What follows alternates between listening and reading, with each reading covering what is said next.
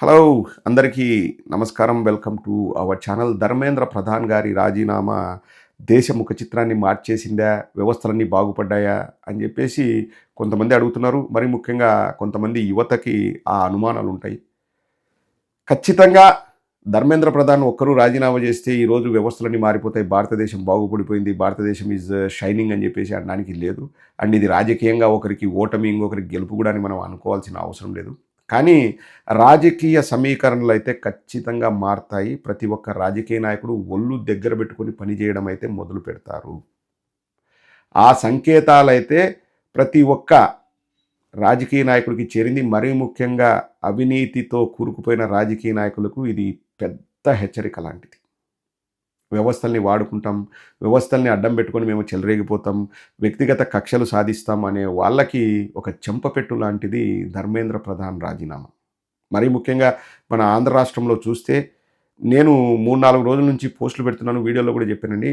Nara Lokesh and Pawan Kalyan మౌనం నాకు విస్మయం కలిగించింది. మరీ ముఖ్యంగా ప్రశ్నించడానికి పార్టీ పెట్టిన పవన్ కళ్యాణ్ గారి మౌనము అసలు దేనికి సంకేతమని నేను ఆశ్చర్యపోయాను. రాజకీయాలు పక్కన పెట్టి కనీసం సంఘీభావంగా నేను ఒక పోస్ట్ పెడతాను, ఒక ట్వీట్ పెడతానని పవన్ కళ్యాణ్ ఆలోచిస్తాడని నేను ఆశించాను.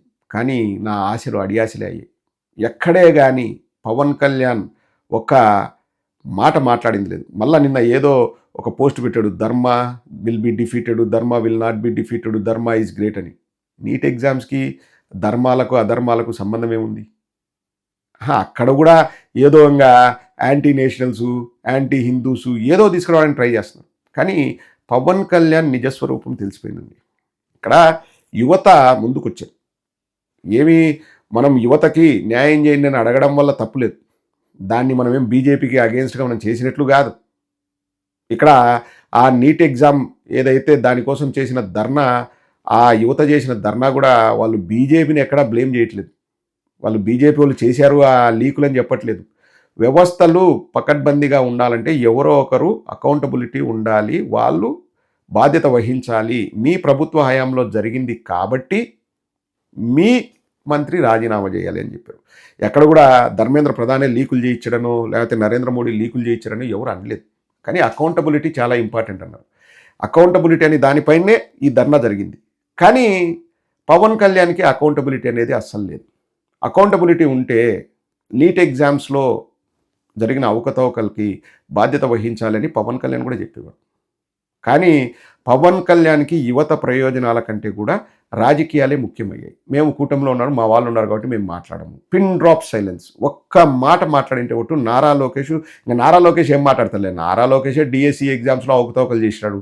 ఇప్పుడు ఓ అమ్మో నేను ధర్మేంద్ర ప్రధాన్ గురించి మాట్లాడితే నా విషయం బయటకు వస్తుందని చెప్పేసి సైలెంట్గా ఉండిండొచ్చు. పైగా అతనికి మోస్ట్ ఇంపార్టెంట్ థింగ్ ఏంటంటే అండి, జైళ్ళలో పెట్టడం. నా గురించి ఆపోజిట్గా ఎవరు మాట్లాడినా వాళ్ళని జైల్లో పెట్టిస్తా. ఇప్పుడు వాళ్ళ తెలుగుదేశం వాళ్ళందరూ కూడా ఆలోచించేది ఏంది? ఇప్పుడు చూడండి, ఈ వీడియో కింద కామెంట్స్ కూడా వస్తాయి. ప్రదీప్ నువ్వు నారా లోకేష్కి ఆపోజిట్గా మాట్లాడుతున్నావు కదా, నిన్ను జైల్లో పెడతాను, నిన్ను లిఫ్ట్ చేస్తాను, నిన్ను లేపేస్తాను. ఇది ఒక ప్రజాస్వామ్య దేశంలో ఒక సామాన్య పౌరుడు ఆలోచించే విధంగా ఆ పాలకులు చేస్తున్నారంటే ఒక్కసారి మీరు ఆలోచించండి ఎంత దౌర్భాగ్యపు స్థితిలో ఈ పరిపాలన ఉందో ఈ రాష్ట్రంలో. నన్ను జైల్లో పెడితే నారా లోకేష్కి ఆనందం అంట, చంద్రబాబుకి ఆనందం అంట, వాళ్ళ కార్యకర్తలకు ఆనందం అంట. అంటే ఏ ఫ్రేమ్ ఆఫ్ మైండ్లో ఉందో మన స్టేటు వాళ్ళు కింద పెట్టే కామెంట్స్ని పెట్టే తెలుస్తుందండి. నువ్వు రారా, నిన్ను లేపేస్తారు, నిన్ను వేసేస్తారు, నిన్ను చంపేస్తారు, నిన్ను జైల్లో పెడతారు, నారా లోకేష్ ఆనందపడతాడు. ఇదే ప్రజాస్వామ్యం. వాళ్ళకి అదే మైండ్ సెట్ ఉందండి, ఇంక అంతకంటే ఏం లేదు. వాళ్ళ మీడియాతో 4-5 రోజులుగా ఈ ఉద్యమాన్ని నీరుగార్చేదానికి నారా లోకేష్ విశ్వ ప్రయత్నాలు చేశాడు.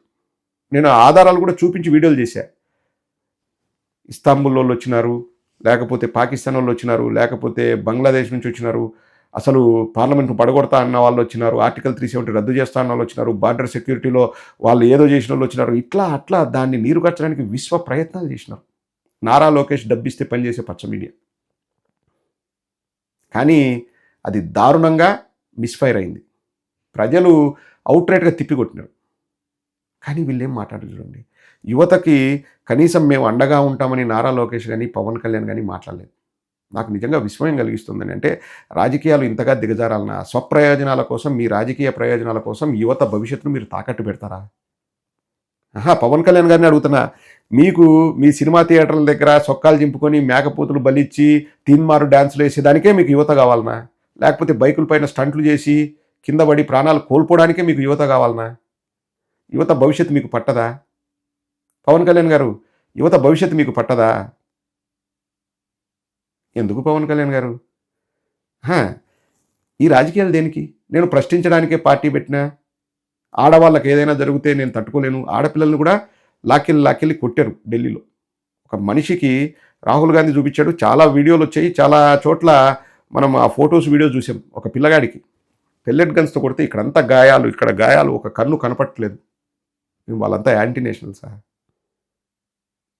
ఒక పోస్టు ఇది వద్దు, ఇది చేయకూడదని పెట్టొచ్చు కదా.